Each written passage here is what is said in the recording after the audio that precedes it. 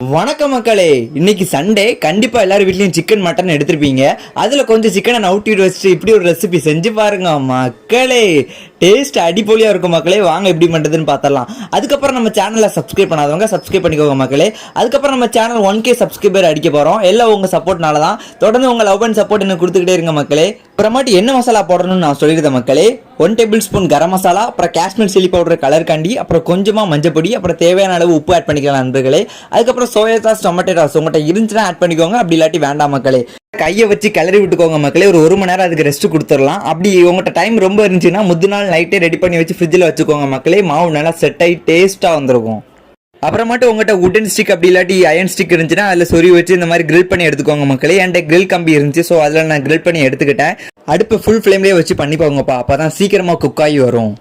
ஃபைனலாக நம்ம chicken tikka ready ஆகிட்டு பார்க்கவே செமையாக இருக்குல்ல. மறக்காமல் உங்கள் வீட்டில் ட்ரை பண்ணி பார்த்துட்டு எப்படின்னு கமெண்ட் பண்ணியிருக்கப்பா.